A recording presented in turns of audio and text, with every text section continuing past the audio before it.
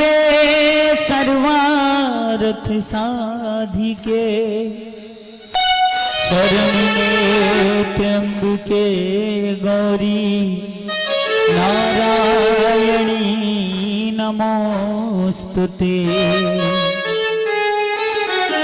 अम्बे तू है जगदम्बे काली, जय दुर्गे खप्पर वाली, तेरे ही गुण गाएं भारती हो मैया, हम सब उतारे तेरी आरती। अम्बे तू है जगदम्बे काली, जय दुर्गे खप्पर वाली, तेरे ही गुण गाएं भारती हो मैया, हम सब उतारे तेरी आरती। अम्बे तू है जगदम्बे काली, जय दुर्गे खप्पर वाली, तेरे ही गुण गाएं भारती ओ मैया, हम सब उतारे तेरी आरती।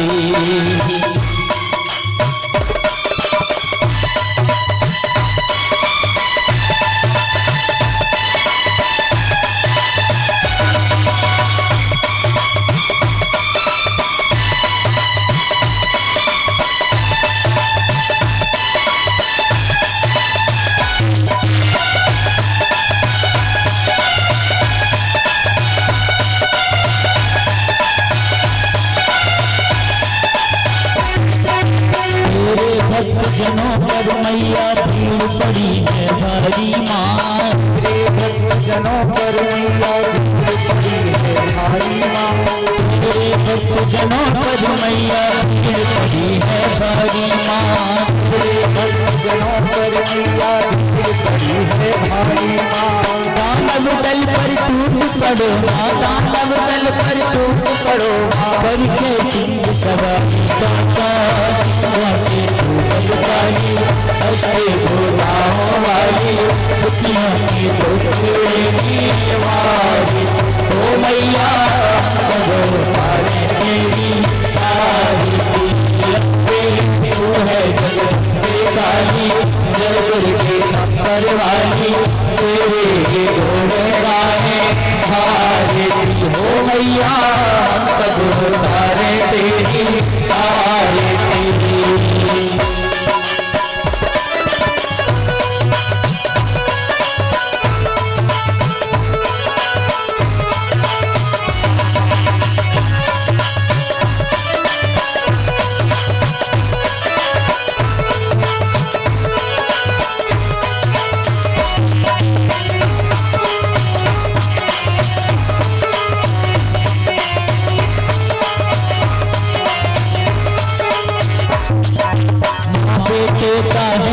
जग में बस निर्मल नाता माँ, बेटे का है इस जग में बस निर्मल नाता माँ, बेटे का है इस जग में बस निर्मल नाता माँ, बेटे का है इस जग में बस निर्मल नाता माँ। पूत कपूत सुने हैं परिणाम, पूत कपूत सुने हैं परिणाम, पूत कपूत सुने हैं परिणाम, माता सुनी माता सत्य करुणा बरसाने वाली, अमृत बरसाने वाली, दुखियों के टुकड़े की वारी हो मैया, सब उतारे तेरी आरती।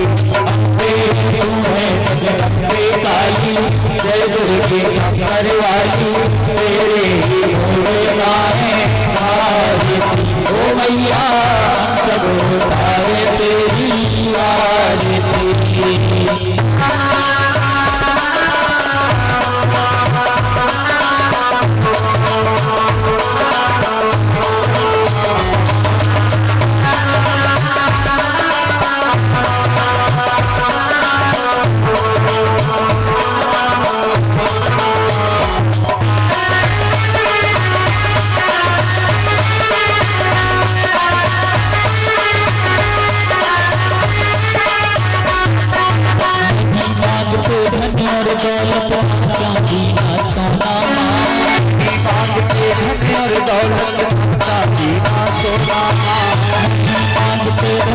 दौलत चांदी ना सोना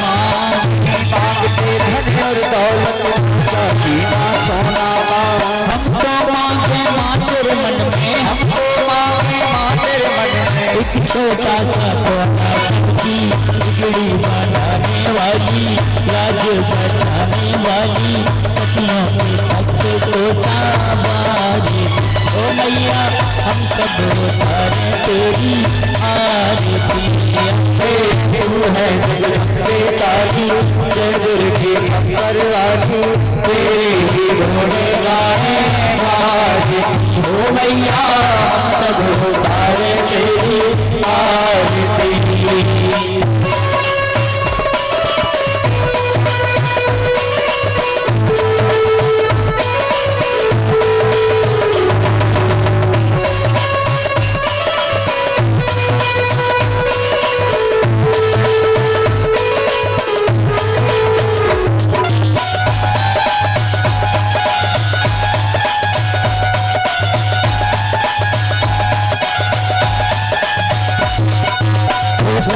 परिवार हमारा सदा बनाए रखना माँ, छोटा सा परिवार हमारा सदा बनाए रखना माँ, छोटा सा परिवार हमारा सदा बनाए रखना माँ, छोटा सा परिवार हमारा सदा बनाए रखना माँ।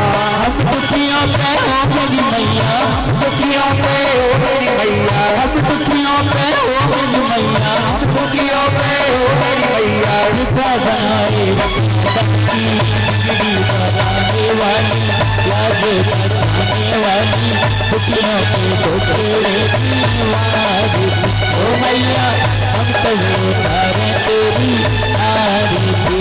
अम्बे तू है जगदम्बे काली, जय दुर्गे खप्पर वाली, तेरे ही बोल गाए आरती। हो मैया हम सब उतारे तेरी आरती।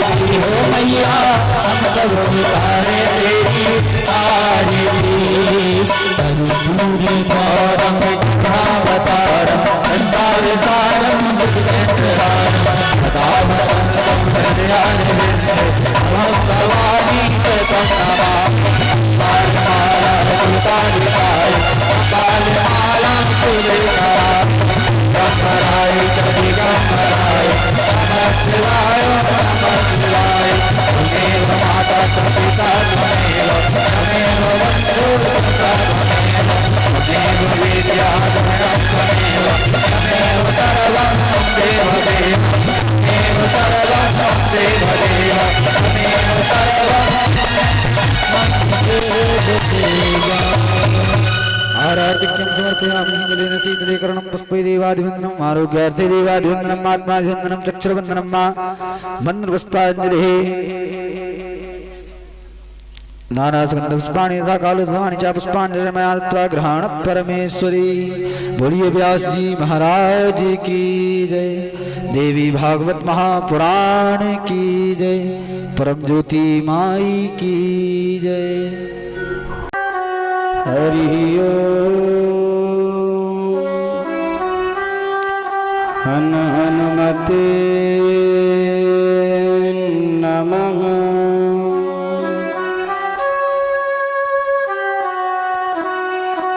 गजानन भूतगणादिसेवितम्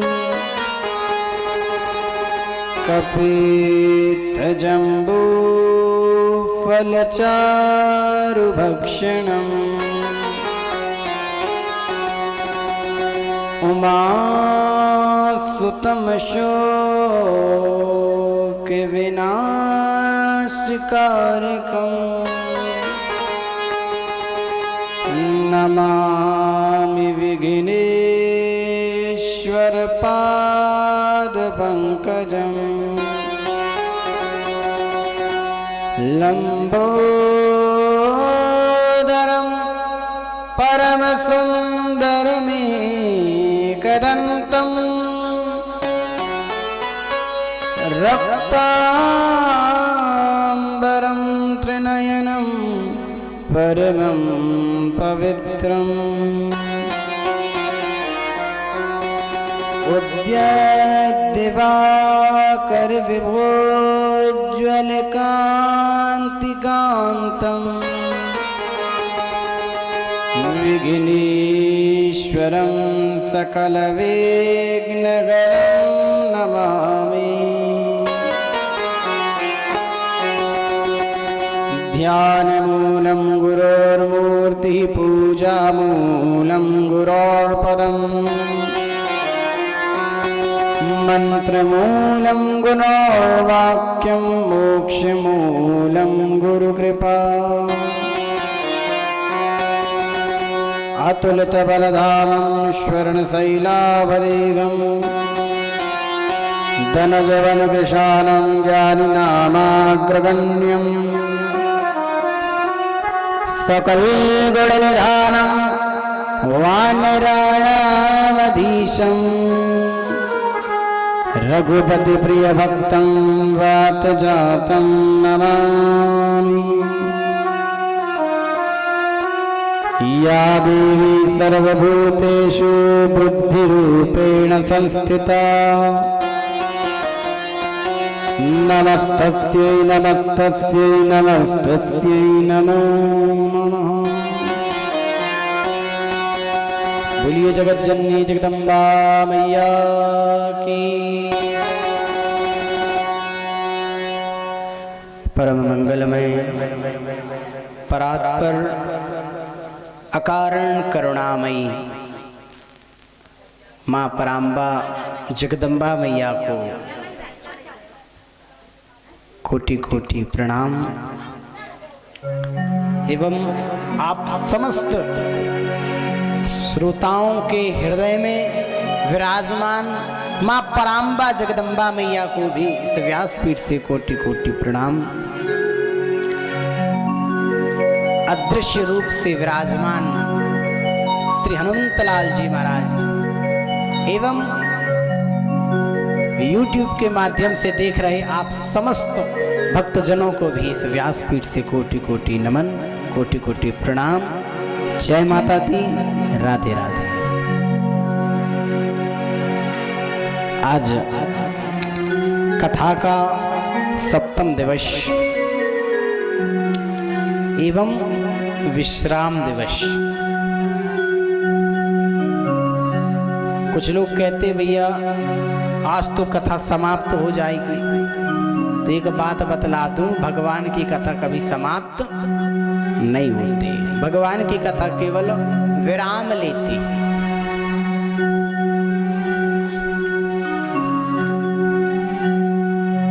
आज कथा का विश्राम दिवस और सप्तम दिवस। तो आइए बड़े भाव से कथा में प्रवेश करने से पूर्व पहले मन तथा वाणी को पवित्र करते हैं, उसके बाद कथा में प्रवेश प्रेम और भाव से।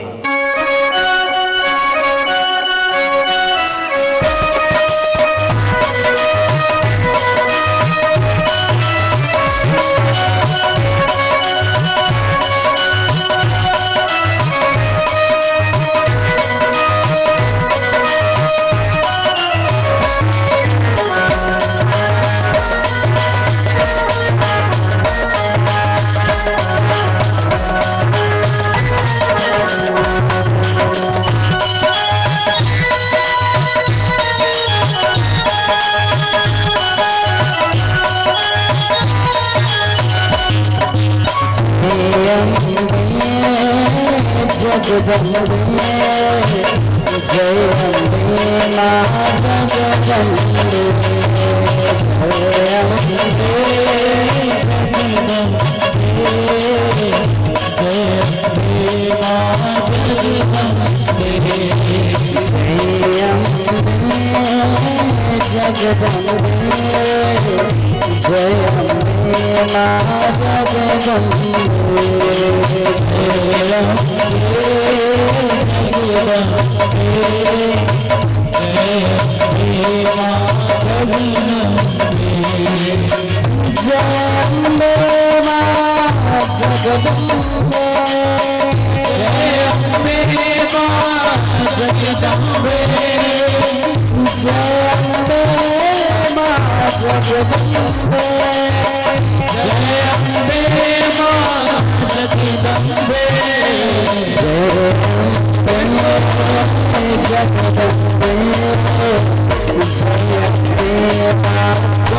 जगदम्बे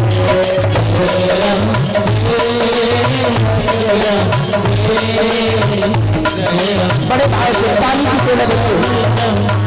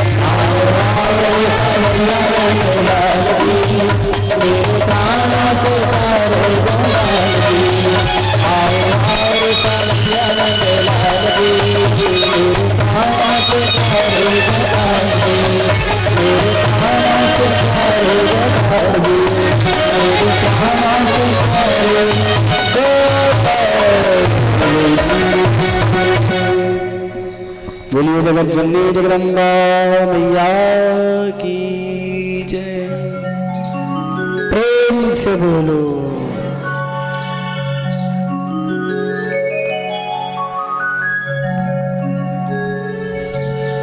सप्तम स्कंद में कथा आती है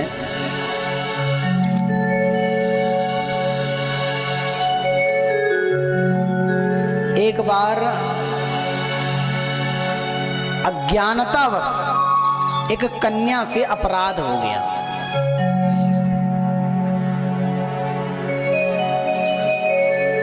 अज्ञानतावश कहते हैं कि यदि अज्ञान में यदि किसी बात का हमें भान ना हो और गलती हो जाती है तो फिर उसका अपराध नहीं लगता। ये कहावत है और कुछ संतों का ये मानना भी है। परंतु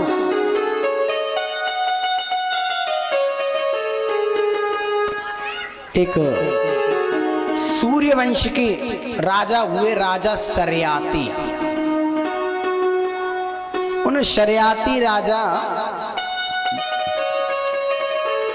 एक बार संतों के दर्शन करने के लिए निकल गए। तो राजा की एक कन्या भी थी जिसका नाम था सुकन्या। तो होता क्या है, जब हम किसी तीर्थ स्थान में जाते हैं तो जो हमारे छोटे छोटे बच्चे होते हैं तो वो भगवान की पूजा तो करते नहीं, यहाँ वहाँ खेलने लग जाते हैं, कुछ भी काम करने लगते हैं। अब बच्चे हैं, अबोध हैं, किसी प्रकार का उन्हें कोई बोध नहीं है। अबोध किसे कहा गया? अबोध की क्या परिभाषा? अबोध की परिभाषा ही यही है जिसे बोध ना हो, अर्थात जिसे ज्ञान ना हो, वही अबोध है। तो अबोध बालिका, अबोध कन्या। तो राजा शर्याती अपनी पत्नी के साथ, अपनी रानी के साथ संतों के दर्शन के लिए चले गए। और वो जो सुकन्या नाम की बालिका थी वो एक गुफा में चली गई और अज्ञानवश वह बालिका गुफा में जाकर के एक ऋषि तपस्या कर रहे थे कई वर्षों से। अब आप विचार कर सकते हो, इतनी तपस्या की उन ऋषि ने कि ऋषि के ऊपर दीमक लग चुकी थी, अर्थात पूरे शरीर में दीमक लग गई।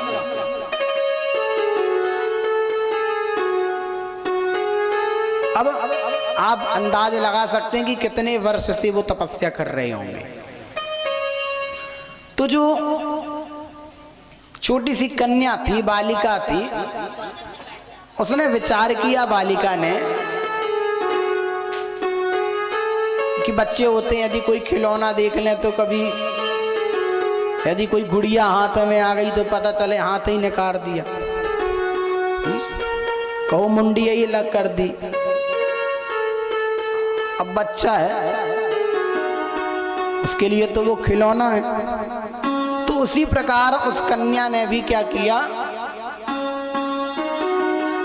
दो छोटी छोटी लकड़ी उठाई और अब उसे पता नहीं था कि वो दीमक है।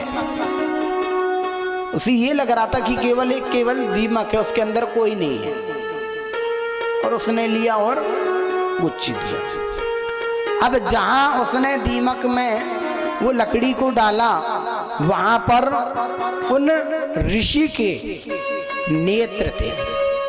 और वो ऋषि कौन थे? च्यवन ऋषि। च्यवन ऋषि की मानो दोनों आंखें फोड़ दी। अब जैसे ही फोड़ी तो अब अज्ञानवश यदि किसी की आंख में, हमारी तो आंख में कचरा चला जाता है तो आंसू निकलने लगते हैं, कितना दर्द होने लगता है आंखों में। तो जरा विचार कीजिए, जो च्यवन ऋषि थे उनकी तो दोनों आंखें ही फोड़ दी, कितना असहनीय दर्द हुआ होगा।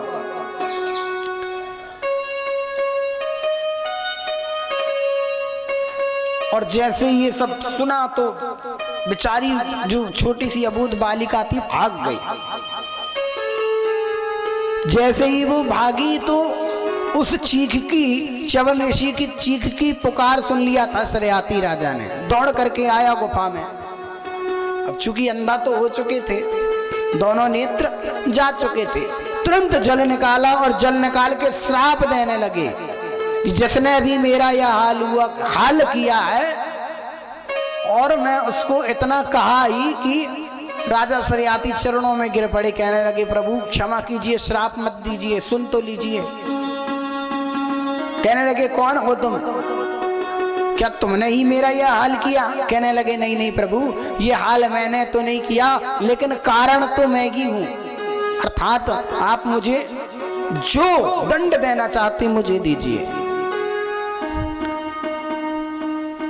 कहते कारण आप हैं, लेकिन आपने किया नहीं, दंड आप क्यों मांग रहे? कहने लगे प्रभु क्या करूं, मेरी अबोध बालिका ने, उसे तो कुछ ज्ञान था नहीं और उसने आपका ये हाल किया है, तो मैं अपनी पुत्री के वास्ते आपसे वरदान मांगता हूं, आपसे क्षमा मांगता हूं, क्षमा कर दीजिए। च्यवन ऋषि ने कहा नहीं नहीं, मैं क्षमा कर भी दूंगा तो मुझे क्या लाभ, मेरी तो दोनों नेत्र चले ही गए। राजा सरियाती ने कहा प्रभु यदि आपकी इच्छा हो, यदि आपकी अनुमति हो, तो जिस कन्या ने ये अपराध किया उसे दंड तो मिलना चाहिए। आप मत दीजिए परंतु मैं उसे दंड दूंगा। क्या दंड दिया? हजारों वर्ष के वो तपस्वी ऋषि और बालिका अभी कहते हैं 10 वर्ष की भी नहीं हुई, बालिका ही थी। कहा कि जिसने ये हाल किया अब वही जीवन पर्यंत आपकी सेवा करेगी, और वर्ण कर दिया, अर्थात विवाह करा दिया उस सुकन्या का च्यवन ऋषि के साथ।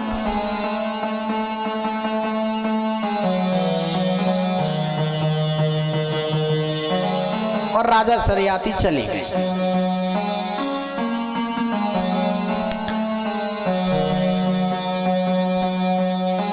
लेकिन मानना पड़ेगा उस कन्या को, उस सुकन्या को,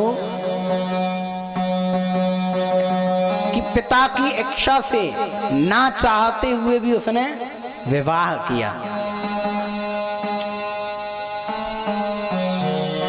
सीखना चाहिए हमें उस कन्या से, उन बेटियों को सीखना चाहिए उस सुकन्या से कि जो मात्र कुछ क्षण के प्रेम के लिए और अपने माता पिता का त्याग कर देती है।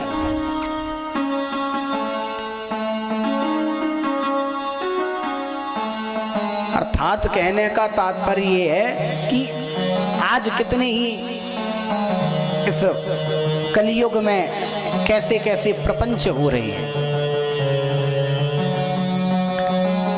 अरे 20-22 वर्ष तक कन्या की देखभाल करते हैं, उसे पढ़ाते हैं, लिखाते हैं, और अंत में वो कन्या क्या करती है? अपने माता पिता को ही छोड़ करके भाग जाती है।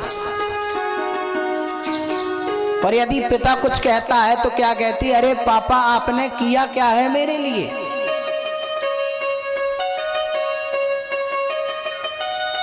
अरे तुझे क्या बताएं कि तेरे पिता ने क्या किया और तेरी माता ने क्या किया? तू इतनी बड़ी ऐसे ही हो गई क्या? जादूगर के हाथ हुई है क्या इतनी बड़ी? हा?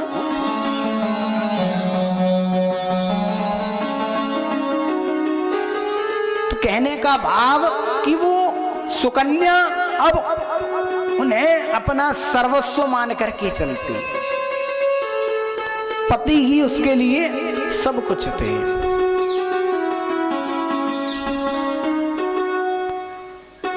उसने ये नहीं देखा कि अरे मेरे पिताजी ने इतने बूढ़े बाबा के साथ मेरा विवाह करा दिया, नहीं, ये विचार ही नहीं आया उसके अंदर। क्यों? क्योंकि जैसे जैसे वो बड़ी हो रही थी वैसे वैसे उसे ये ज्ञान हो रहा था कि मैंने कितना अनर्थ किया, मैंने कितना गलत किया, और मुझे जो दंड मिला है ये मेरे लिए दंड नहीं बल्कि मेरे लिए ये प्रायश्चित का मार्ग है कि मैंने जो गलती की है तो उस गलती को मैं कैसे सुधारूं, ये विचार करती। नित्य प्रति अपने पति की ऐसे सेवा करती जैसे हम परमात्मा की सेवा करते हैं, मंदिर में भगवान की सेवा करते।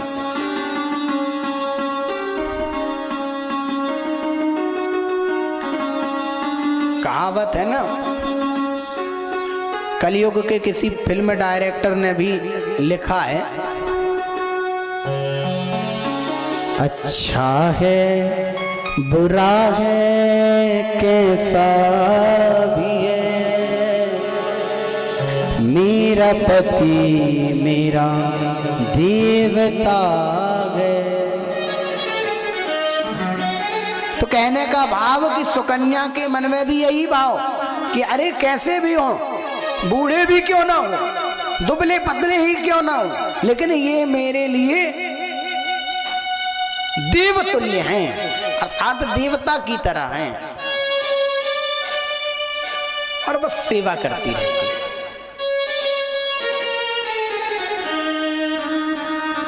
समय बीतता गया, प्रार्थना की पत्नी से, पत्नी ने प्रार्थना की कि प्रभु आपके ये नेत्रहीन होने का तो कारण मैं बनी, लेकिन मैं ये चाहती हूँ कि आपके नेत्र की रोशनी आ जाए, लौट करके आ जाए। क्या ऐसा हो नहीं सकता?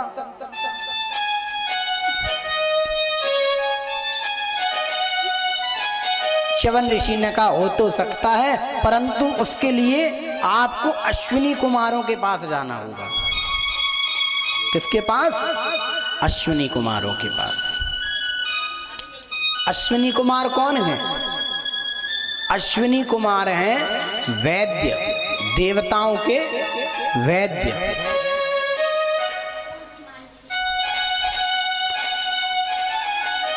देवताओं में भी अलग अलग डिपार्टमेंट हैं, पता है? डॉक्टर अलग है, गुरु अलग हैं, राजा अलग हैं, निर्माण करने वाले विश्वकर्मा जी अलग हैं, जो भवनों का निर्माण करते हैं और शस्त्रों का निर्माण करते हैं, जिन्हें देव शिल्पी कहा गया विश्वकर्मा जी को। तो अश्विनी जो कुमार थे, अश्विनी कुमार दो भाई थे। तो जब आग्रह लेकर के गई, निवेदन किया, तो कहने लगे,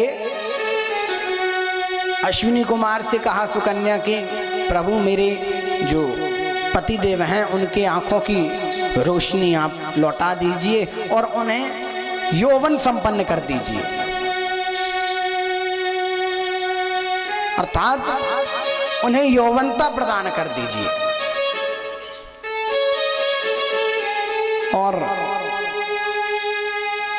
अश्विनी कुमारों ने कहा ठीक है, मैं उनकी रोशनी भी लौटा दूंगा, नेत्र की ज्योति भी लौटा दूंगा और उन्हें यौवन संपन्न भी कर दूंगा, परंतु मेरी एक शर्त है। क्या? हमारी एक शर्त है कि हमें यज्ञ में भाग दिलवाना होगा। क्यों? देवता हमें यज्ञ में भाग नहीं देते, इंद्र आदि देवता यज्ञ में हमें स्थान नहीं देते। क्यों नहीं देते?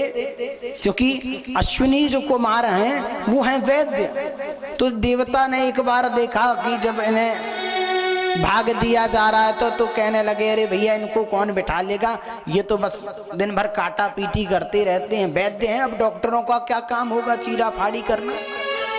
कहते अरे ये कभी किसी का मलहम करते, किसी की पट्टी करते, इनको साथ में नहीं बैठाना। तो अश्विनी कुमारों ने कहा कि यदि हमें स्थान दिलवाओ तो हम इन्हें यौवन संपन्न भी करें और नेत्र की ज्योति भी लौटा दें। सुकन्या ने कहा हाँ ठीक है चलिए। और ये आजाद च्यवन ऋषि की आज नेत्र की ज्योति भी लौटाई और उन्हें यौवन संपन्न कर दिया। और कहते हैं पर तब से अश्विनी कुमारों को यज्ञ में भाग दिया जाने लगा। आप जब जाएंगे कभी किसी यज्ञशाला में, कल जो गुरुदेव आए थे उन्होंने भी 18 पुराणों का संकल्प लिया है और उनके 16 पुराण पूरे भी हो चुके हैं। यहाँ पास में त्रिशूल भेद है, कभी आप जाएंगे दर्शन करने, बिल्कुल ही ज़्यादा दूर नहीं है, यहाँ से 12-13 किलोमीटर है, नाना कीड़ा के अंदर। कहते हैं पुरातन कथा आती है कि वहाँ पर भगवान भोलेनाथ का त्रिशूल गिरा था, भगवान भोलेनाथ का त्रिशूल गिरा था, इसलिए उस स्थान का नाम पड़ गया त्रिशूल भेद।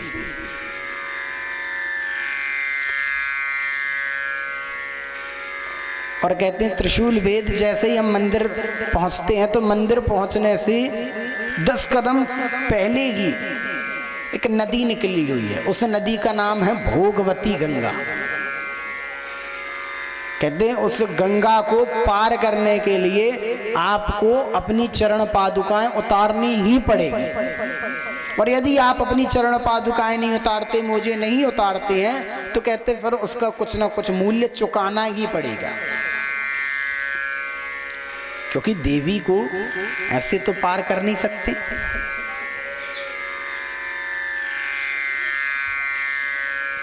तो कहते हैं कि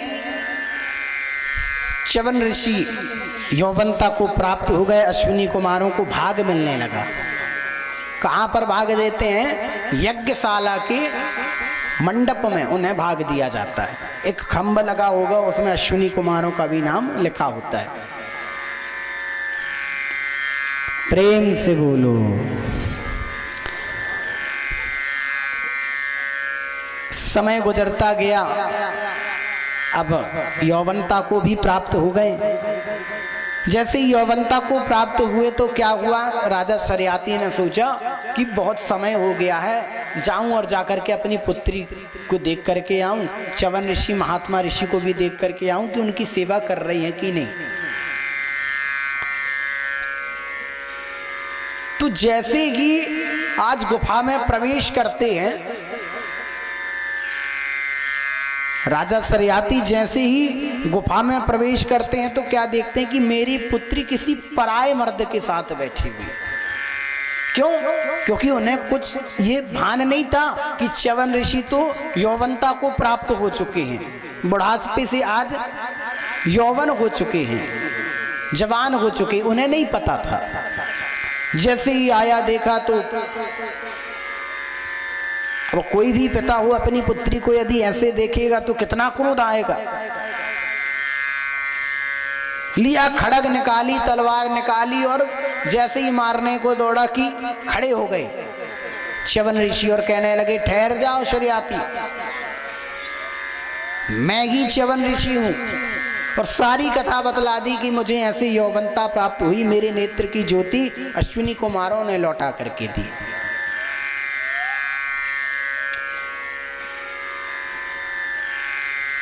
कहते कालांतर में और भी कथाएं आती हैं। तो ये कथा हमें यह बतलाती है कि माता पिता यदि अपनी पुत्री का कहीं पर भी विवाह करते हैं तो बड़ी सोच समझ के ही करते होंगे। तो कभी कोई पुत्री, कभी कोई कन्या ये ना सोचे कि अरे मेरे पिताजी ने कहा मुझे बांध दिया। ये जो भाव बन जाते हैं, ये भाव उत्पन्न नहीं होना चाहिए।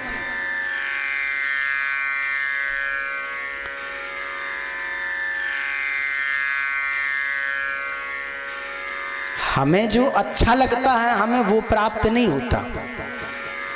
हमें जो अच्छा लगता है हमें वो प्राप्त नहीं होता। जो हमारे लिए अच्छा होता है वो हमें प्राप्त होता है।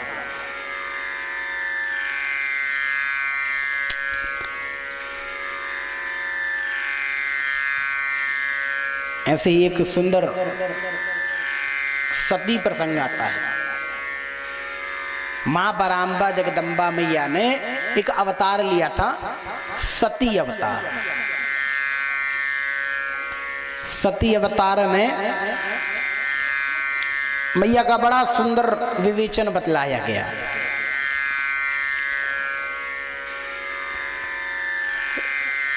बड़ी प्रसन्नता के साथ रहते थे सती और महादेव। एक बार की बात है, सती के जो पिता हैं, कौन? दक्ष प्रजापति। पिछले वर्ष कथा हुई थी तो शायद सती का चरित्र नहीं सुनाया गया था, क्योंकि समय तो था नहीं। अब श्रीमद् भागवत में भी इतनी कथाएं हैं कि कभी कोई कथा छोड़ना पड़ता है, कभी कोई कथा छोड़ना पड़ता है। तो श्रीमद् भागवत में भी सती का बड़ा सुंदर चरित्र है, और देवी भागवत में तो है ही, क्योंकि माँ पराम्बा जगदम्बा मैया के जितने भी अवतार हैं तो सारे अवतारों की कथा इसमें बतलाई गई। तो मैया सती ने क्या किया, एक बार की बात है, कनखल क्षेत्र में यज्ञ का आयोजन कराया। किसने? दक्ष प्रजापति ने। समस्त देवताओं को, गंधर्वों को, अप्सराओं को, नरों को, किन्नरों को, सबको बुलाया, जहां तक कि ब्रह्मा और विष्णु को भी बुलाया, परंतु महादेव को नहीं बुलाया। अब कहते हैं ना, माताओं में एक विशेषता बहुत अच्छी होती है, यदि उन्हें अपने पति से कुछ काम कराना हो, सुन लीजिए, गौर से सुनिएगा, यदि अपने पति देव से कुछ काम कराना हो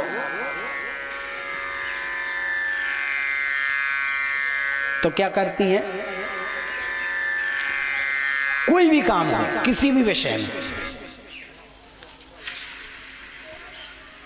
जाएंगी और पति देव से क्या कहेंगी कि आपके, हमारे नहीं, आपके, जो भी है सब आपका है, हमारा कुछ नहीं। कहने का भाव ये कि जैसे ही माता सती ने देखा आसमान से, आकाश मार्ग से इतने सारे विमान जा रहे हैं, पता चला कि कहाँ से आ रहे हैं इतने सारे विमान और कहाँ जा रहे हैं।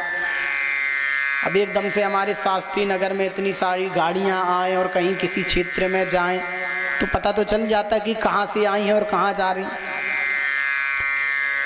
तो ऐसे ही सती ने पूछा कि भैया ये आकाश मार्ग में इतने सारे विमान क्यों दिखाई पड़ रहे हैं? तो नंदी ने बताया, मैया आपको नहीं पता, ये सब कनखल क्षेत्र जा रहे हैं।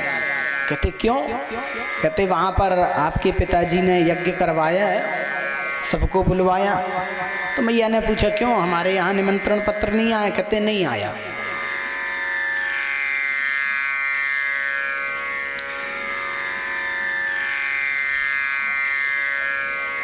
लेकिन कहते हैं ना, रामायण में चौपाई आई है,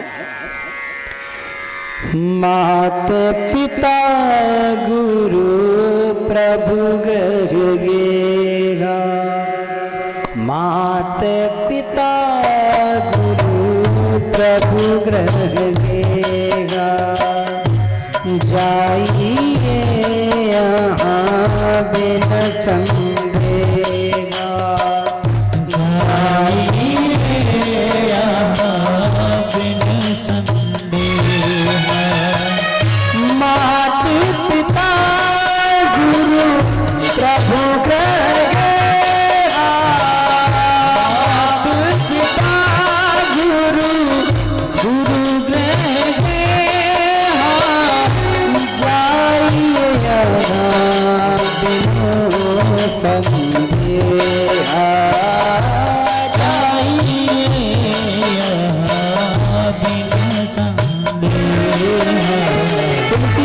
महाराज ने कहा है, 3 स्थानों पर, 4 स्थानों में जाने के लिए आपको कभी भी निमंत्रण पत्र लेने और देने की आवश्यकता नहीं है।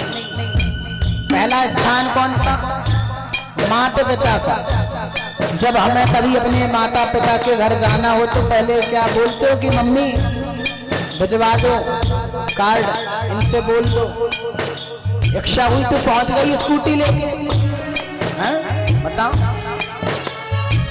तो माता पिता गुरु, सुना है कि कभी किसी शिष्य ने कहा हो कि गुरुजी पहले कार्ड भेजो गुरु पूर्णिमा का, तब हम आएंगे आपके चरण पूजन। नहीं हुआ। तो गुरु के यहाँ भी कहाँ जाना है, कैसे जाना है? बिना निमंत्रण पत्र। माता पिता गुरु प्रभु। इसी प्रकार भगवान के जब मंदिर भी जाते हैं तो वहां पर भी किसी निमंत्रण पत्र की जरूरत नहीं होती। जाइए यहाँ बिनु संदेह, यहाँ पर किसी भी प्रकार का संदेह नहीं होना चाहिए, चले जाओ। जैसे आप समस्त शास्त्री नगर वासियों की ये बात बहुत अच्छी लगी कि बिना निमंत्रण पत्र के आप लोग आ जाते।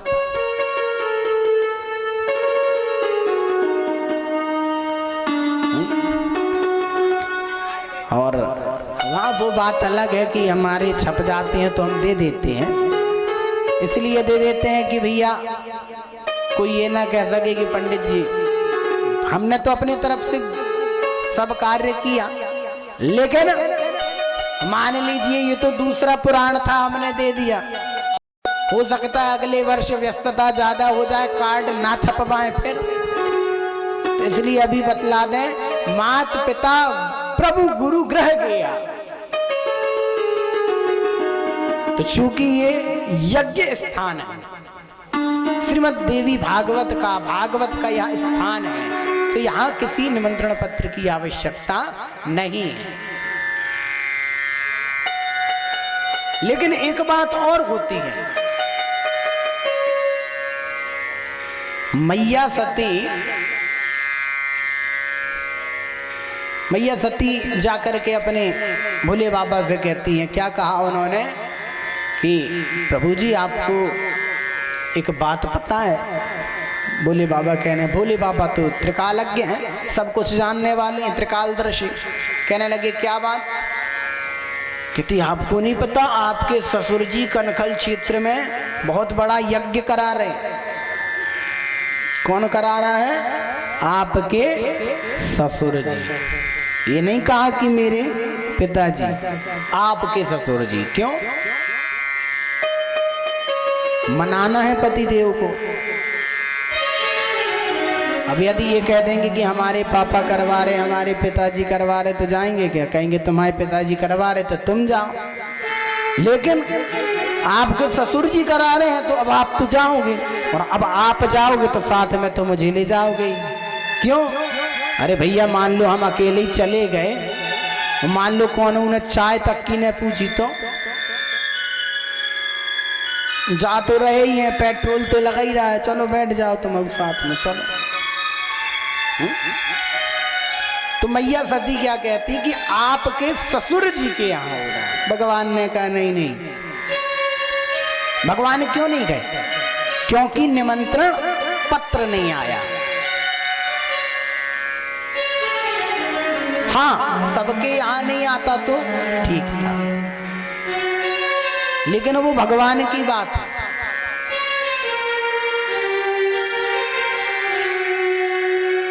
भगवान नहीं गए, भगवान के पास निमंत्रण पत्र नहीं गया, तो उसका मूल्य भी चुकाना पड़ा दक्ष प्रजापति को, है ना? क्योंकि एक चौपाई और आती है, तदपि विरोध मान जग होई, तदपि विरोध मान जग होई, तदपि विरोध मान जग होई, तहाँ गए कल्याण न होई, तहाँ गए कल्याण न होई, ओ तहाँ गए कल्याण न होई, तहाँ गए कल्याण न होई। तो तदपि विरोध मान जहां कोई, यहां पर बात कौन आई? जहां पर आपका मान ना हो, यहां पर निमंत्रण पत्र की बात नहीं, जहां पर आपका मान ना हो उस स्थान में नहीं जाना चाहिए। तो हम कथा सुनने आते तो उस समय हमारे अंदर ये भाव नहीं होता कि हमें मान मिले।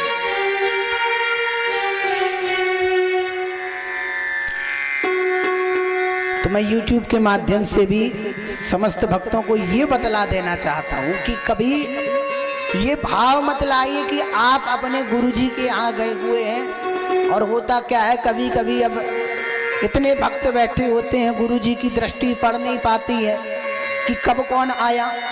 एक दिन का समय निकाल करके जाता है कोई भी शिष्य कि चलो गुरुजी ने बुलवाया है तो एक दिन का समय निकाल करके जाऊं, लेकिन गुरुजी कथा कर रहे होते हैं तो उस समय उन्हें ये ध्यान नहीं होता कि कौन आया, कौन गया, कितना चढ़ा के गया। उस समय केवल उनका ध्यान अपने भक्तों पर रहता है, और वो भी कब कि वो कथा सुना रहे हैं। तो कुछ लोगों को, कुछ भक्तों को ये चीज बुरी लग जाती कि भैया हम आए थे, हमारा नाम तो गुरुजी ने लिया नहीं मंच से, और दूसरे भक्त आए तो उनका नाम झट से ले लिया। तो ये भाव निकाल दीजिए, बस इन्हीं भावों को नष्ट करना है, इसलिए ये भागवत होती है। ये भाव धीरे धीरे नष्ट हो जाए, एकदम से तो नहीं हो सकते, लेकिन धीरे धीरे इन्हीं भावों को नष्ट करना है। कथा पांडाल पर ना कोई बड़ा है ना कोई छोटा है।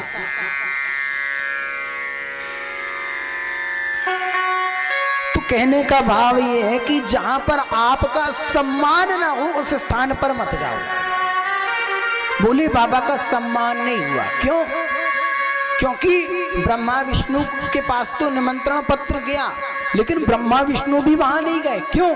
क्योंकि ब्रह्मा विष्णु जान रहे थे कि भैया यहाँ पर तो अब बड़ा भयंकर घमासान युद्ध होने वाला है, तो ठिकालज्ञ थे।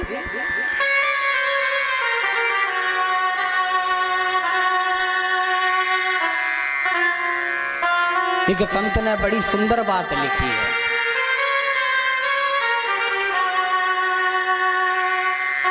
प्रयास ये करो कि किसी भी शुभ कार्य में जाओ तो अपने पति के साथ जाओ। ऐसी नहीं कि बैग उठाया और चल दिए, अरे आ जाएंगे, वो कह रहे थे कि बाद में आएंगे, ऐसा नहीं। सती मैया ने क्या किया? यही किया। सती मैया ने सोचा अरे ये तो सुन नहीं रहे हैं, बस लगे हैं राम राम राम राम राम राम करने, और अकेले चल दिए। एक बार तो क्या हुआ कि भगवान ने कहा देखो भैया मेरे पास तो निमंत्रण पत्र आया नहीं, मुझे बुलाया नहीं, और आपके पिता वैसे भी मुझसे कितना चिढ़ते हैं, तो मैं तो नहीं जाने वाला। लेकिन हाँ, आपके पिता हैं तो मैं आपको रोकूंगा भी नहीं। लेकिन धर्म ये कहता है कि जहां पर पति को ना बुलाया हो वहां पर हमें भी नहीं जाना। बिना बुलाए जाओ ना अपने पितु के गे, और बिना बुलाए से सती तजी दक्ष मख दे। बिना बुलाए मत जाओ अपने पिता के भी घर, लेकिन कब? जहां पर आपके पति का सम्मान नहीं हो रहा है, वहां आप जान रहे हैं कि यहां पर मेरे पति की कोई इज्जत नहीं है, तो वहां पर आप भी मत जाओ। बिना बुलाए से सती तजी दक्ष मख दे। सती मैया कैसे गई? बिना बुलाए। क्या हाल हुआ? भस्म होना पड़ा। यज्ञ कुंड में भस्म नहीं हुई, स्वतः ही उन्होंने अपनी जठराग्नि को बढ़ा लिया। स्वयं ही अंदर से अग्नि प्रकट की। पराम्बा जगदम्बा है, उसे तो बस एक लीला करनी थी, क्योंकि वो यदि वो लीला नहीं करती तो इतने जो हमारे 152 पीठ बने हुए हैं भारतवर्ष में ही नहीं बल्कि दूर दूर देशों में, जहां तक कि पाकिस्तान में भी हिंगलाज नामक मंदिर बना हुआ है, पीठ है। माँ जगदम्बा का एक पीठ है हिंगलाज, जो पाकिस्तान में, और भी पीठ बने हुए। कहते हैं एक भक्त ने कहा, देवी और देवताओं को भजन करो जीवन भर, देवी और देवताओं को भजन करो जीवन भर, भूतों और प्रेतों को भजना बेकार गए। देवियों का और देवताओं का जीवन भर भजन करो, लेकिन भूतों और प्रेतों का भजना बेकार है। क्यों? क्योंकि उसका कोई महत्व नहीं है भूतों और प्रेतों को भजना। उसी प्रकार हिंदू हो, मुस्लिम हो, सिख हो, ईसाई हो, और गुण हो चरित्र तो तजना बेकार गए। चाहे वो हिंदू हो, मुस्लिम हो, सिख हो या ईसाई हो, लेकिन यदि उनका गुण चरित्र अच्छा है तो उसे तजना भी बेकार है। तजना अर्थात उसे त्यागना बेकार है। फिर वहां पर ये मत देखो कि ये हिंदू है या मुस्लिम है।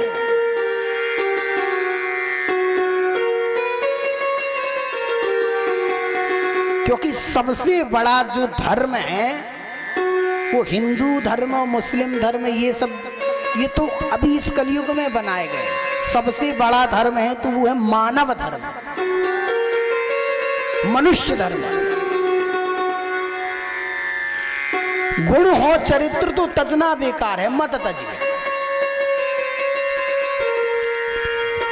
बजने को बहुत वाद्य देखे हैं दुनिया में, बेसुर का वाद्य हो तो बजना बेकार है। कहने का भाव, बजने को तो बहुत सी वाद्य यंत्र है, ढोलक है, मंजीरा है, झांझ है, लेकिन उससे यदि आप बिना स्वर के बजाओगे तो लोग क्या कहते, भैया एक काम कर, इसे बंद कर, हम ऐसे ही गा लेंगे। होता है कि बेसुर हो वाद्य, यदि वो वाद्य बेसुर हो या बजाने वाला बेसुरा हो तो उसका बजना ही बेकार है। और सबसे सुंदर बात कही है, क्या? सजना हो तो सजना ही खूब चाहिए नारी को, सजना हो तो सजना ही खूब चाहिए नारी को, और सजना ना होवे तो फिर सजना बेकार है। सजना हो तो सजना चाहिए खूब नारी को, अर्थात यदि आपका सजन है, सजन ये सजना आपका मेकअप वाला सजना नहीं, इसमें दो सजना है। एक सजना है आपके पति देव और एक सजना है कौन? श्रृंगार। आपकी भाषा में कहें तो समझ गए? यदि सजना है तो ही सजिए, और यदि सजना नहीं है तो आपका सजना बेकार है। किसी सुंदरी ने भी कहा है ना, सजना है मुझे सजना के लिए। किसके लिए सजना है? सजना के लिए। लेकिन यदि सजना ना हो तो सजना बेकार है। मानो सती मैया के लिए ये उदाहरण है कि जहां पर उनके सजन नहीं गए, उनके पतिदेव नहीं गए, तो उनको भी जाना वहां बेकार था। सज करके और निकल चली, अरे मैं तो जा रही हूं, आप मत आओ, मैं जाती हूं।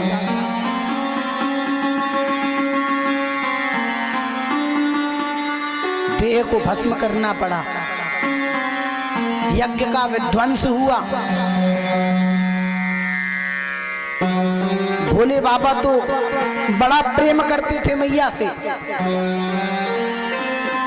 इतना प्रेम करते थे कि मैया का देह लेकर के और आकाश मार्ग में बस तांडव करते हुए, रोदन करते हुए घूमे जा रहे थे। ब्रह्मदेव ने कहा, नारायण कुछ करिए, अन्यथा ये तो ऐसे ही बस रोते रहेंगे। माँ पराम्बा जगदम्बा को और भी तो लीलाएं करनी है, और उनका देह ये पकड़ करके रखे हुए। जब तक ये जगदम्बा को छोड़ेंगे नहीं तो जगदम्बा पुनः पार्वती का जन्म कैसे लेंगी? तो भगवान विष्णु ने अपना सुदर्शन चक्र चलाया और माँ जगत जननी जगदम्बा मैया सती के टुकड़े टुकड़े हो गए, उस देह के टुकड़े टुकड़े हो गए। संतों का कहना है और अन्य पुराणों का भी कहना है कि 152 स्थान पर वो गिरे,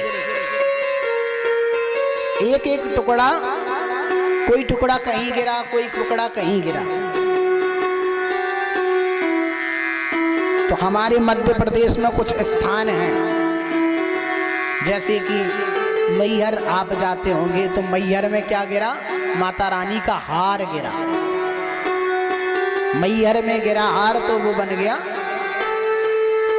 मैहर वाली शारदा माता। रजगिरा कामाख्या में, और हिमाचल प्रदेश के बिलासपुर जिले में नैना देवी है, वहां पर माता रानी के नेत्र गिरे। और माता रानी की नासिका कट के गिरी कहां, सुगंधा पीठ।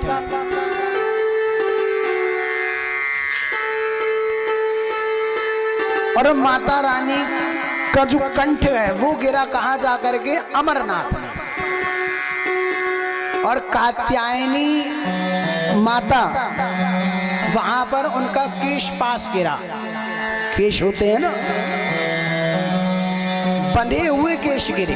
कहां पर, वृंदावन से जब हम मथुरा की ओर आते तो बीच में भूतेश्वर करके एक स्थान पड़ता, वहां पर।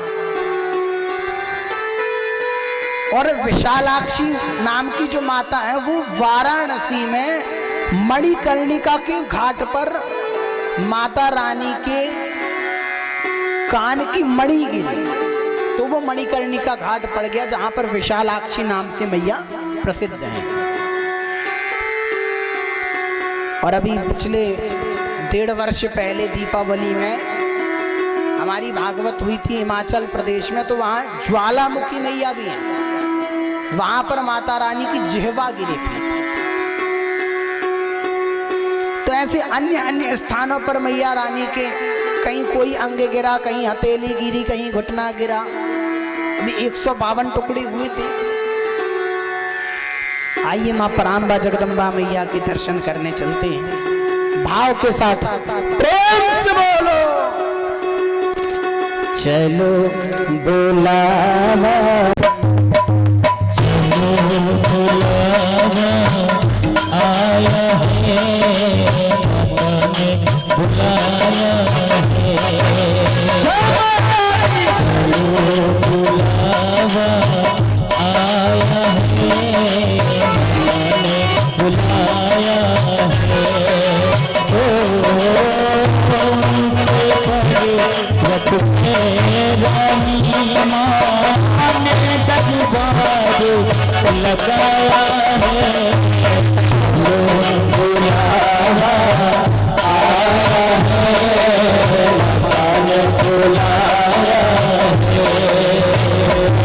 हर बोलो माता दी, सारे बोलो माता दी, अम्बे रानी माता दी, कल्याणी माता दी, भोली भाली माता दी, शिरो वाली माता दी, माता दी, माता दी।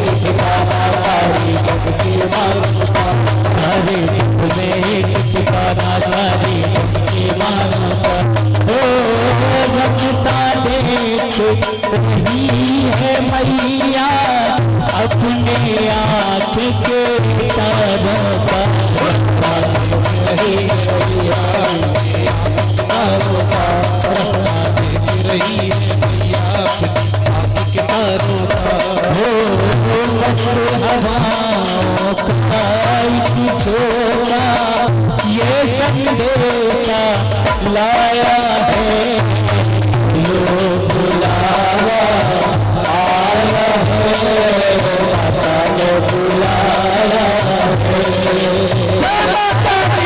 लो बुलावा आया है माता ने बुलाया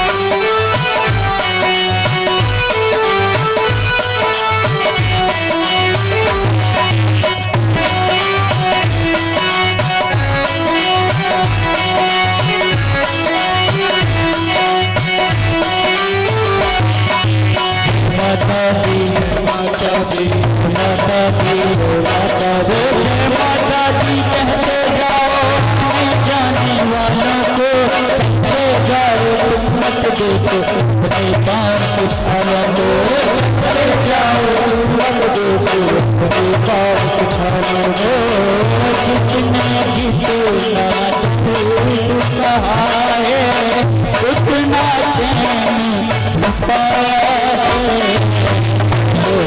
बुलावा आया है माता ने बुलाया है बुलावा आया है माता ने बुलाया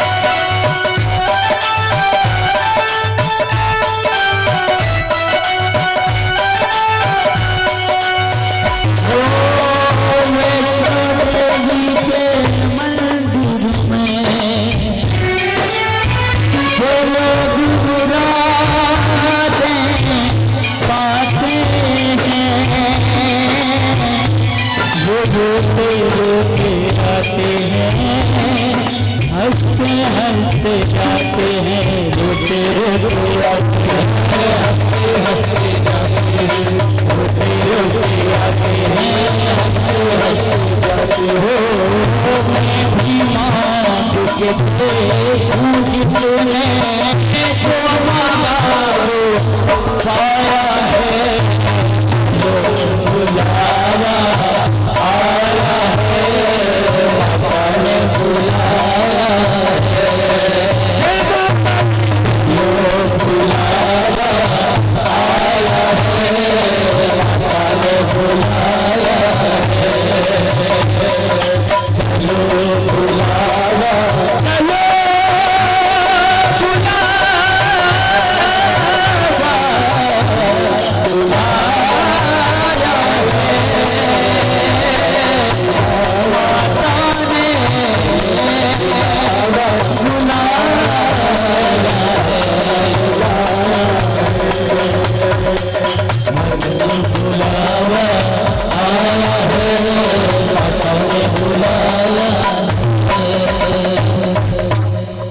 चलो बुलावा आया है लो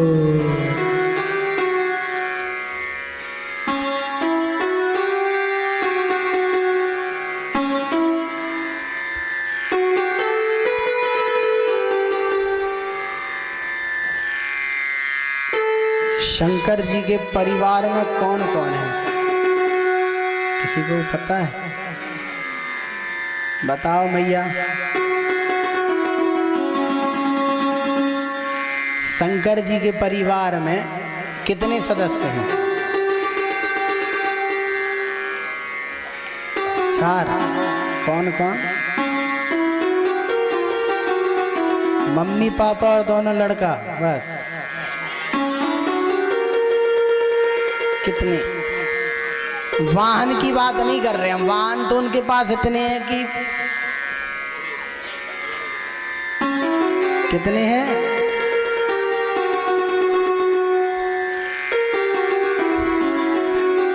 बताओ चित्रा माता जी, आप ही बताओ।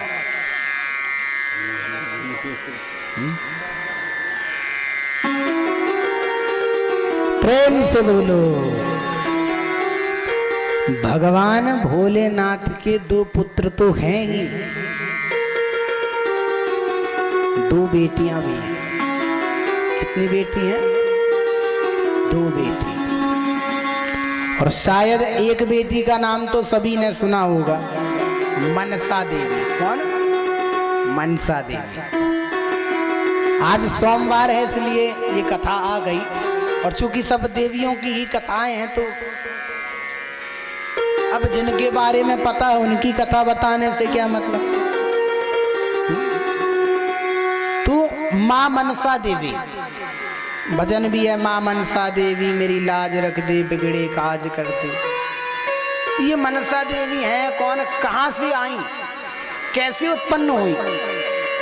तो कहते हैं भगवान भोलेनाथ के मन से उत्पन्न हुई, इसलिए उनका नाम पड़ा मनसा देवी। बोल मनसा मैया की।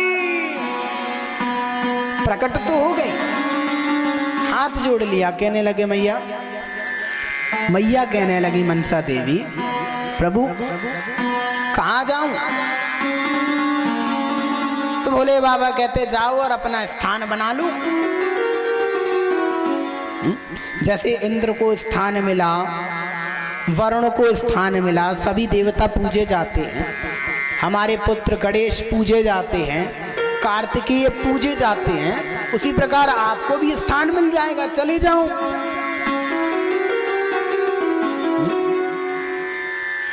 अब हुआ क्या, पहुंच गई।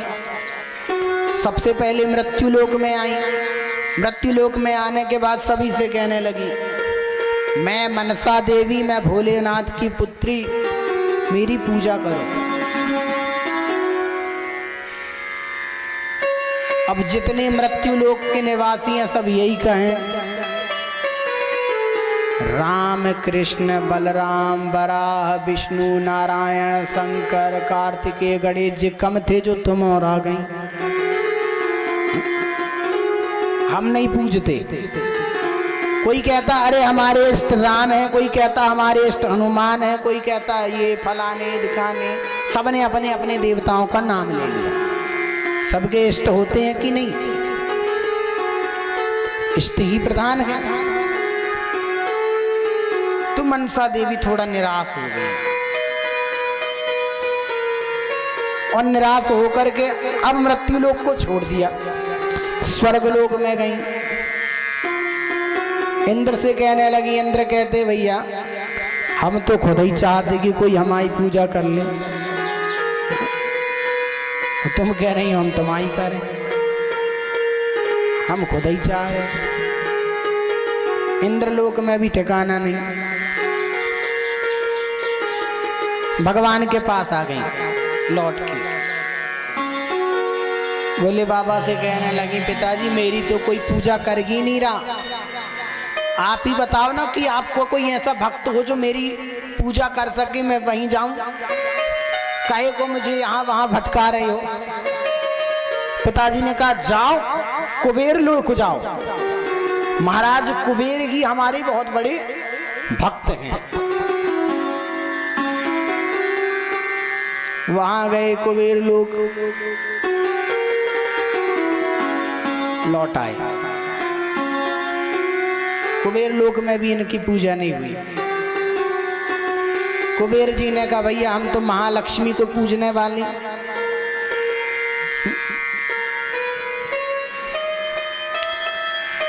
लौट आए। फिर कहने लगी पिताजी कोई और वक्त बताओ।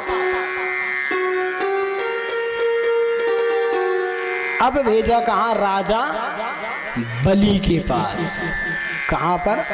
पाताल लोक में।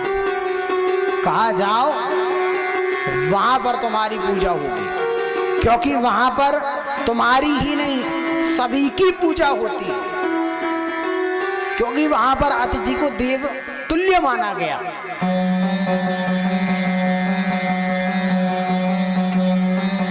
अब जैसे ही पहुंची मां मनसा देवी राजा बलि के द्वार में, पहुंचते ही क्या देखती कि राजा बलि तो वैसे ही अतिथि सत्कार में संलग्न थी। लगभग खड़े खड़े उन्हें 1 घंटा हुआ, 2 घंटा हुआ, खड़े खड़े परेशान हो गई। अब उन्हें ना भोले बाबा से कहा उनने, ना मैया पार्वती से कहा, ना किसी देवता से, ना गण से, ना नर से, ना किसी अप्सरा से, बस खड़ी रही। तो खड़ी रहे अब उनकी जो नेत्र हैं वो लाल होने लगे स्वतः ही। इतने लाल नेत्र हो गए क्रोध के कारण कि मानो तीनों लोक में स्वतः ही हाहाकार होने लगा। जैसे ध्रुव जी महाराज ने जब अपनी श्वास रोक दी थी ना, तो जिस प्रकार हाहाकार होने लगा उसी प्रकार होने लगा। मैया पार्वती का और भोले बाबा का आसन भी हिलने डुलने लगा। मैया पार्वती ने कहा क्या बात है, आपका ऐसा कौन सा भक्त है? मैया पार्वती ने जब ये बातें कही तो भोले बाबा कहने लगे अरे हमारा कोई भक्त नहीं है, हमारी ही एक पुत्री है मनसा, जो हमसे हमारे मन से उत्पन्न हुई है, वो क्रोधित हो रही है। क्यों हो रही है? अरे कोई उसकी पूजा करने वाला नहीं, इसलिए वो क्रोधित हो रही है। अच्छा, प्रभु जाओ और जाकर के उसे रोको, अन्यथा पता नहीं कितना बड़ा अनर्थ हो जाएगा। प्रकट हो गए भगवान। राजा बलि के सामने भोले बाबा प्रकट हो गए और प्रकट होकर के कहते हैं आपने इन्हें पहचाना नहीं, ये मेरी पुत्री है मनसा। तुरंत राजा बलि ने हाथ जोड़ लिए, कहने लगे प्रभु मैं तो पहचान नहीं पाया, मैंने सोचा होगा कोई अतिथि, तो जैसे सभी अतिथियों का मैं सत्कार कर रहा हूं तो इनका भी जब नंबर आएगा तो मैं कर दूंगा। मुझे क्या पता था कि प्रभु ये आपकी पुत्री है।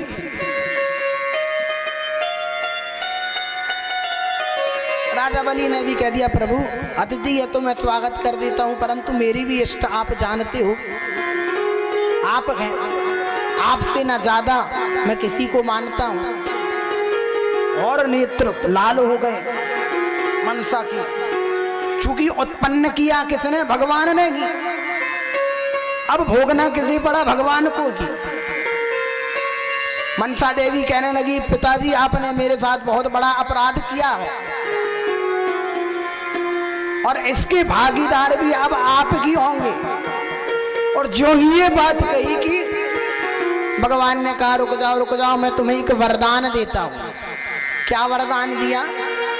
कहते आपकी पूजा रोज रोज कोई करे या ना करे, लेकिन यदि किसी को अपने जीवन की कोई मनोकामना मांगनी हो तो नाग पंचमी के दिन, जिस दिन मेरे देवता नाग की, मेरे गण नाग देवता की पूजा होती है, उस दिन यदि कोई मनसा देवी के नाम से एक घी का दीपक भी यदि रख देता है तो उसकी सारी मनोकामनाएं पूरी हो जाती हैं।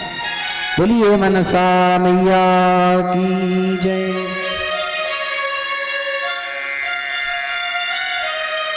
कुछ नहीं करिए, साल भर में केवल एक दीपक नाग पंचमी के दिन और मनसा देवी के नाम से रखिए। एक पुत्री तो हो गई कौन? मनसा देवी। दूसरी पुत्री है अशोक सुंदरी। किसने सुनी अशोक सुंदरी की कथा? किसी ने सुनी कि नहीं? क्या बात है, हमारी बसंती माता जी ने सुनी।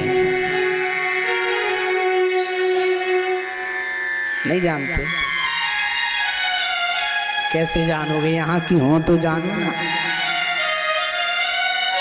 आप और हम शास्त्री नगर के शास्त्री नगर में रह के कथा सुनने नहीं आते, और माता जी संजीवनी नगर से आई हैं कथा सुनने के लिए। कहते ना भक्त जिसके भाग्य में जो होता है उसे मिलता ही है।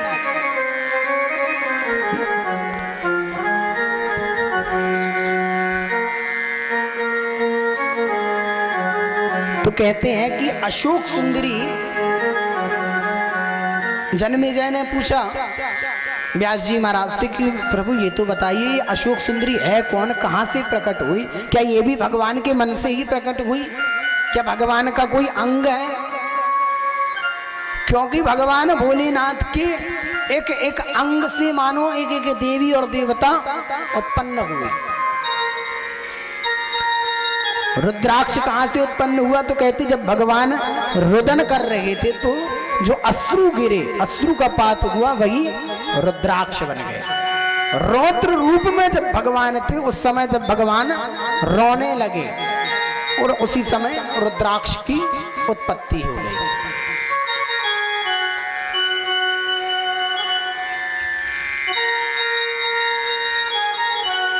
कई माँ बाप अपने पुत्रों का नाम रख देते हैं रुद्र, है तो भगवान का नाम, परंतु यथा नाम तथा गुण, जैसा हम नाम रखते हैं वैसा उसका वो गुण हो जाता है। तो रुद्र जो नाम है वो एक अर्थ तो है कि वो बड़ा क्रोधी स्वभाव का होगा, जो रुद्र नाम का होगा वो बड़ा क्रोधी होगा, ये उसकी विशेषता है। तो नाम भी थोड़ा सा विचार करके रखें। अब कह दो भगवान भैया हमें काहे कि भगवानों के नाम काहे रखें, हम तो चिंटू मिंटू रखेंगे, उसमें सार भी है ना।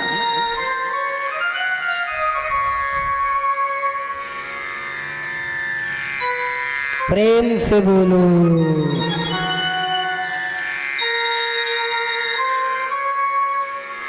बाजी बारी के सुनाई दो, प्रेम से बोलो।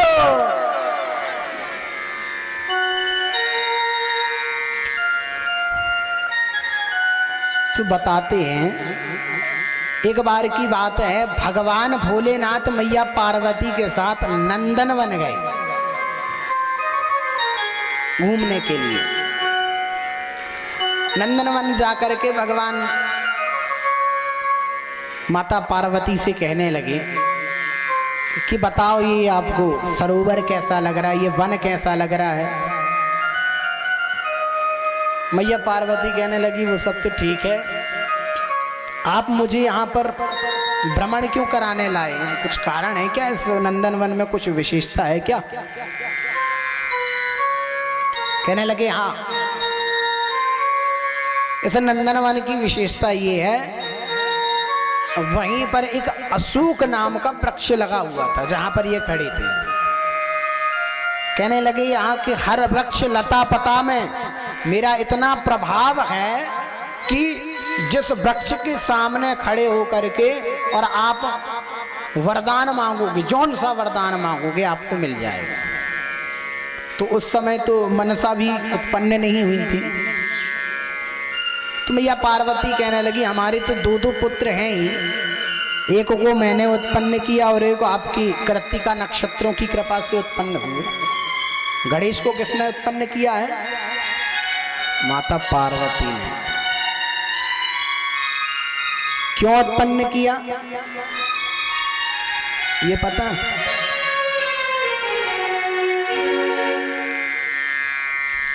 इसलिए उत्पन्न किया कि एक बार की बात है, मैया सरोवर में स्नान कर रही थी जया और विजया नामक अपनी दोनों सखियों के साथ। तो बड़ी गंदी आदत है आप लोगों की, हम कुछ बताते हैं तो बस आपस में बात करते, हाँ हाँ सही बता रहे जी, ठीक ठीक। अब इसके बाद जी बताएंगे क्या है। फिर ये जो बता रहे हैं सुन लो, फिर घर जाके डिस्कस कर लेना, का बताए का नहीं बताए। हैं? प्रेम से बोलो।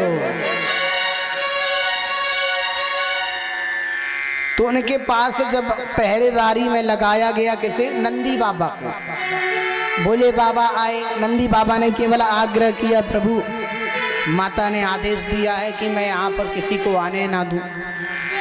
लेकिन नंदी के लिए जो शंकर भगवान थे वो उनके इष्ट थे। इष्ट कह दो, गुरु कह दो, कुछ भी कह दो, वही सर्वस्व थे। और गुरु के प्रति जो हमारा भाव होता है वो हर समय एक ही होना चाहिए।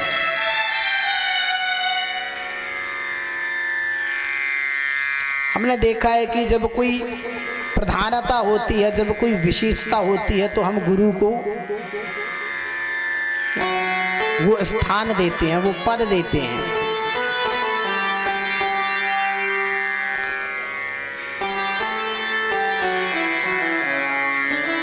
पता चले जब गुरु पूर्णिमा आई तो गुरु जी को अच्छे से पूज रहे, चरण धो धो के पी रहे।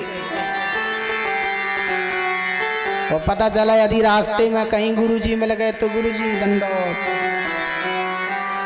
होता है कि नहीं। और यदि जल्दी में रहे तो क्या किए, गुरु जी तना पास आइयो, पाँव पर लें आपके। और पाँव भी नहीं पड़ेंगे, कहाँ पड़ेंगे, घुटना। अब जब तुम गुरु जी को घुटना परोगे तो तुम्हारी भी बुद्धि कहाँ जाएगी, घुटने ही में। अरे भैया तनिक और झुक लो, बुढ़ापो तो आ नहीं गो, थोड़ा और झुक लो। तो ये जो छोटी छोटी बातें हैं ना, ये थोड़ा ध्यान देने की।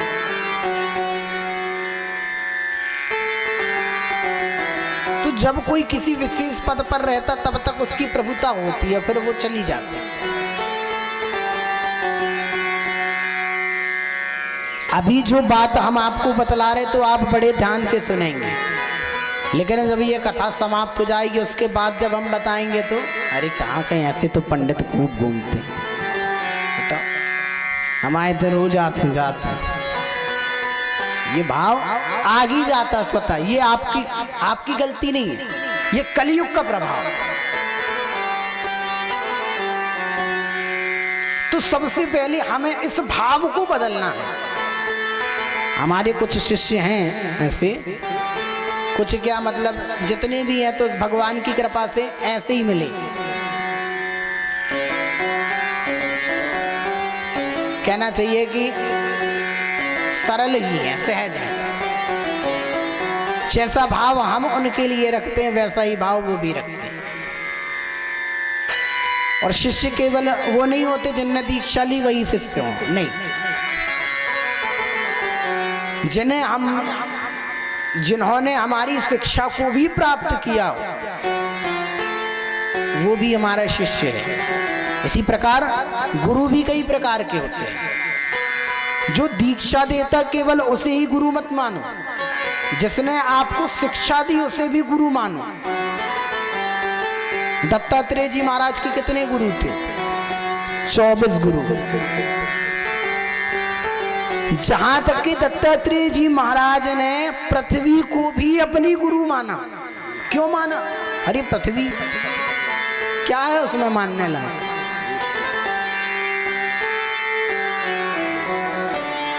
पृथ्वी से सीखा कि सहन कैसे किया जाता है।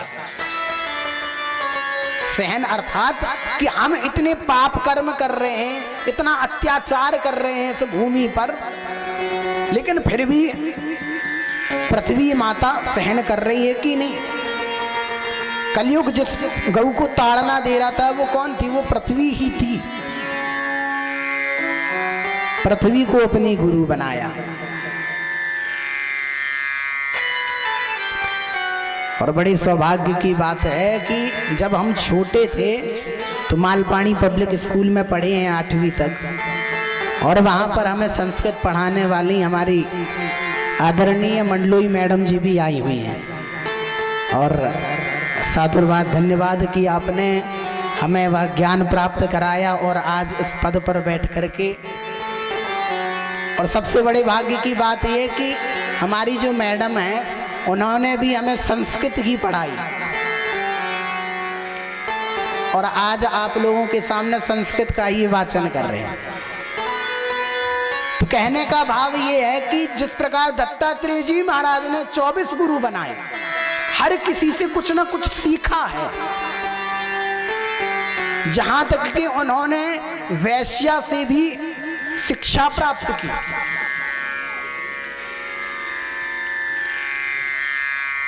एक एक वस्तु से, एक एक स्थान से उन्होंने उस भाव को प्राप्त किया।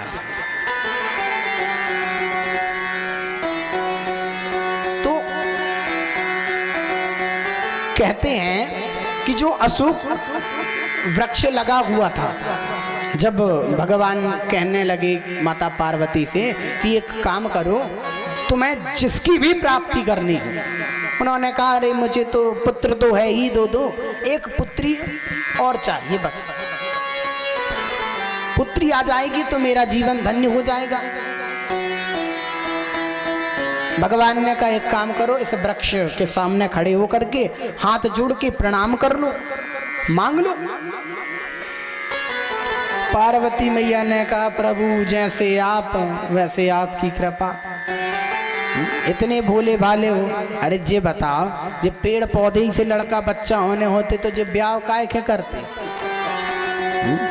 तो पेड़ ही पौधे से सब हो जाए, यही से जन्म होने लगे, यही से उत्पन्न होने लगे, प्रकट होने लगे। भगवान भोलेनाथ ने कहा भैया तुम हो, तुम ठहरी कौन नारी? नारी को समझा लेना मतलब अश्वमेध यज्ञ जीत लेना।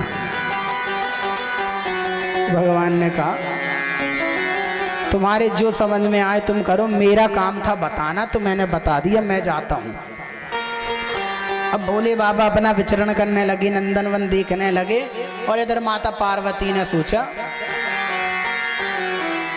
क्यों ना एक बार जरा देख लिया जाए, हो सकता है कि भोले बाबा की बात सही निकल जाए। और अशोक के वृक्ष के सामने खड़े होकर के प्रार्थना करने लगी कि मुझे एक पुत्री मिल जाए। और ये प्रार्थना करनी ही क्या थी कि तुरंत वह अशोक का वृक्ष फट गया और उसमें से एक सुंदर युवती निकल आई, 16 वर्ष की सुंदर कन्या।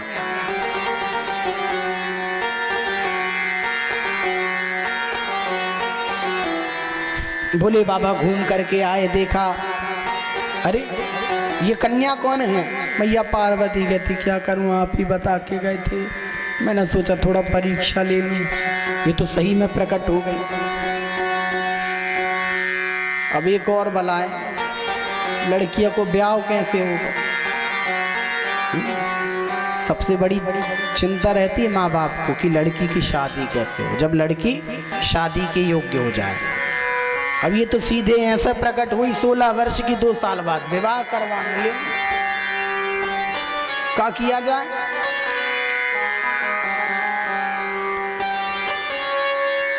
भोले बाबा आए, भोले बाबा ने पूछा कौन हो? वो सुंदरी कहती, वो कन्या कहती आप ही की कृपा से और मैं, मेरा जन्म हुआ है, अब आप आदेश करें मुझे क्या करना है, आप ही मुझे सन्मार्ग दिखलाइए। और बस इतना कहना ही था कि भोले बाबा ने कहा सब कृपा होगी, निश्चिंत रहो। और इतना कह के भोले बाबा मैया पार्वती चलने लगे। जैसे ही मैया पार्वती, भोले बाबा चल रहे, पीछे पीछे मैया पार्वती और उनके पीछे पीछे अशोक सुंदरी भी चल रही। वन के बाहर निकलने लगे तो भगवान ने देखा ये पीछे कौन आ रहा है। कहने लगे अरे पुत्री तुम कहाँ आ रही हो? वो पुत्री ने कहा पिताजी मेरा तो धर्म है, मैं आपके साथ ही जाऊंगी। कहते नहीं नहीं आप नहीं जा सकते, आप यहीं रहो। पिताजी मैं यहाँ रहूंगी, मेरा लालन पालन, मैं क्या रहूं, कैसे रहूं, और मैं यहाँ क्यों रहूं? अरे मेरा भविष्य क्या है पिताजी? उन्होंने कहा तेरा भविष्य तुझे यहीं पर मिलेगा, अर्थात तेरे विवाह योग्य एक पुत्र जन्म लेगा और तेरा विवाह उसी से होगा। पुत्र अभी जन्म नहीं लिया, पुत्र जन्म लेगा। ये 16 वर्ष की।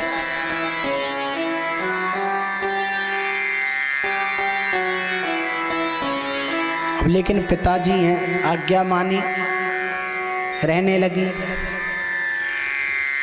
समय बीतता गया।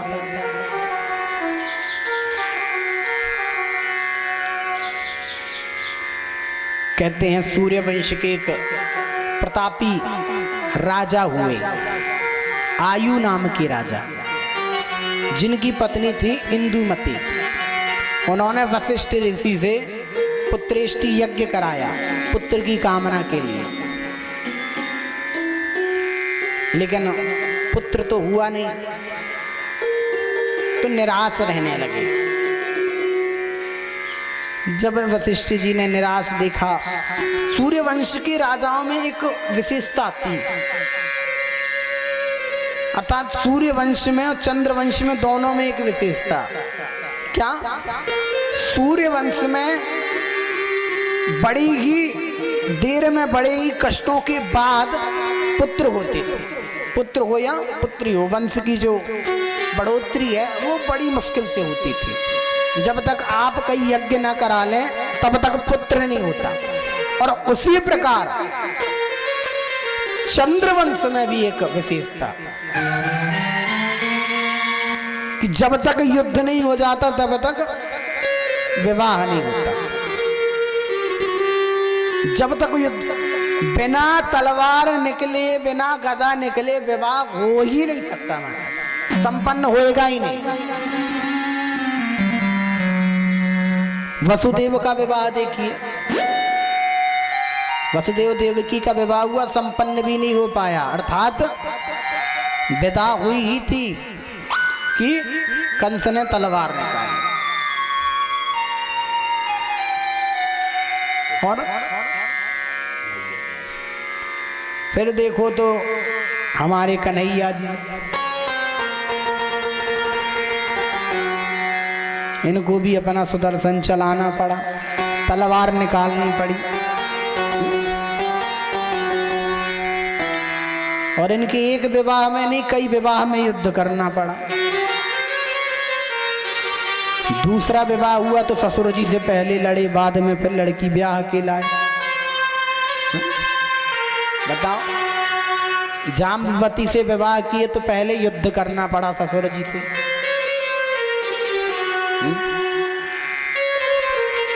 तीसरे जो ससुर जी बने तो उनसे वैसे ही मनमुटाव चलता था। कौन? सत्यराजित। सत्यराजित तो चाहता ही नहीं था कि कृष्ण इतना बड़ा राजा बने, द्वेष करता था। तो इनका भी देखिए, इनके पुत्र प्रद्युम्न जी महाराज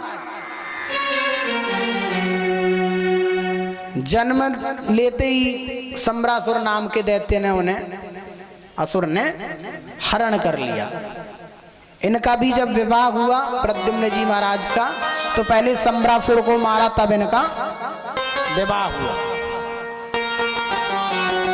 नाती को देखिए अनिरुद्ध, बाणासुर को मारा, तब जाके विवाह हुआ। तो कहने का अभिप्राय यह है कि जिस प्रकार बिना खड़ग मयान की यहाँ विवाह नहीं होता था, उसी प्रकार सूर्यवंश में बिना यज्ञ के पुत्र नहीं होता था। ये दोनों सूर्यवंश में और चंद्रवंश में विशेषता। प्रेम से बोलो।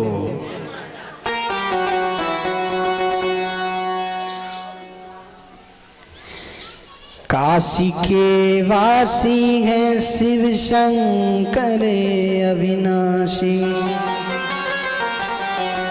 और शोभा बनी है अक्षमाला से हाथ की,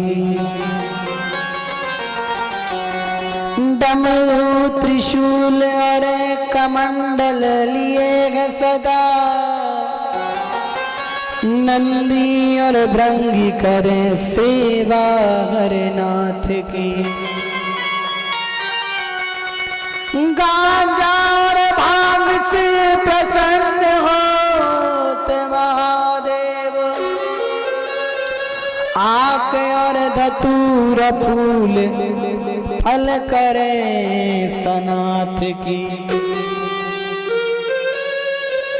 और बाल व्यास भस्म जो चढ़ावे चिता की लान, पूर्ण फल देत बाबा भक्ति विश्वनाथ की।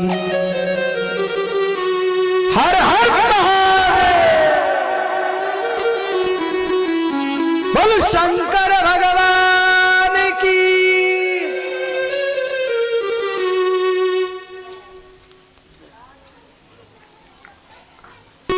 आपको एक बात पता है, जब किसी के गुरु की निंदा होती है, कल हमने बतलाया था ना कि गुरु की निंदा होती है शिष्य के सामने, तो फिर शिष्य क्या क्या कर सकता है। तो उसी प्रकार भोले बाबा की जयकारा नहीं लगाओगे तो उनके जो शिष्य हैं ना, गले में लटकने वाले कहीं से भी आ जाएंगे। फिर नहीं कहना चाप दो, प्रेम से बोलो। लेकिन ऐसा कुछ नहीं होगा, क्यों? क्योंकि आप देवी जी की भागवत सुन रहे हैं। और भोले बाबा का जो परिवार है बड़ा विचित्र है महाराज। इतना वैर होने के बाद भी कितनी प्रेम से रहते हैं। कैसे? भगवान भोलेनाथ की सवारी क्या है? नंदी। और माता रानी की सवारी क्या है? शेर। प्रेम से हम लोग क्या कहते हैं? शेरा वाली। तो कितना वैर है शेर में और नंदी में, लेकिन फिर भी प्रेम से रहते हैं। चलो ठीक है, माता पिता है तो दिमाग तो रहते ही है कि चलो प्रेम से रहें, तो उनके वाहन भी रह रहे, लेकिन लड़के बच्चे थोड़ी रहता उतना दिमाग नहीं रहता। लेकिन यहाँ पे लड़के बच्चे भी बड़े प्रेम से रहते। कैसे? गणेश जी का वाहन कौन? चूहा। और भोले बाबा के हार कौन बना है? नाग देवता। कितना वैर है दोनों में, लेकिन फिर भी कभी सुना कि मूसक को खाने के लिए दौड़ा है नाग भगवान भोलेनाथ का? कभी किसी पुराण में सुना? शास्त्र में नहीं। उसी प्रकार भोले बाबा का नाग और कार्तिकेय का वाहन कौन? मोर। मोर और नाग में भी कितना वैर है, लेकिन कभी किसी को किसी ने क्षति नहीं पहुंचाई, इतनी प्रेम से रहते हैं। तो निश्चिंत रहो, आप शेरा वाली के दरबार में, तो यहाँ पे कोई हमारा कुछ भी नहीं बिगाड़ सकता।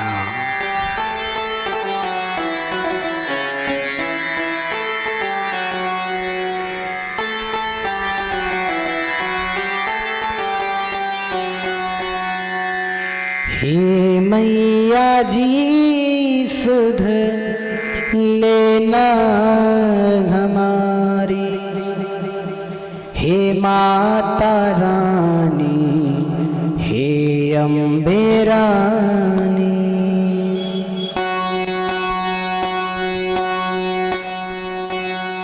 हे मैया जी सुध लेना हमारी, हे माता रानी, हे अम्बे रानी।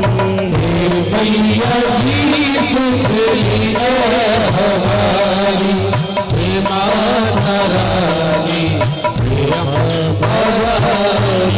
हे मैया जी सुध लेना हमारी, हे रानी हे अम्बे रानी। हे मैया जी सुध लीना हमारी, हे माता रानी, हे माता रानी।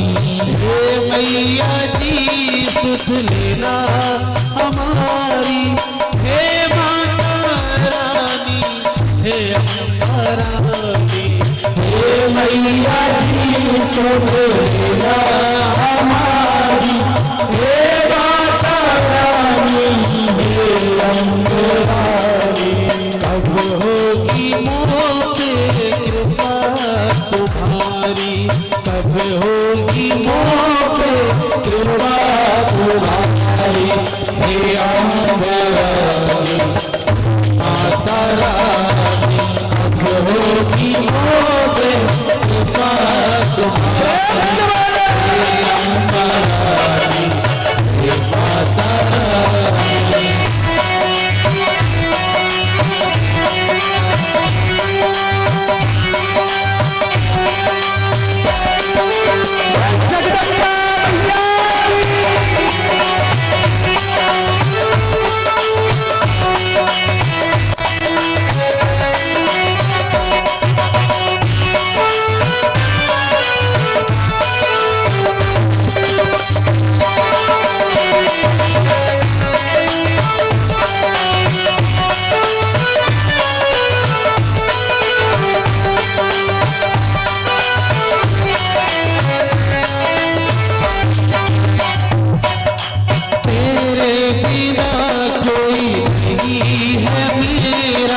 मुझको सहारा मैया जी तेरा, तेरे बिना कोई नहीं है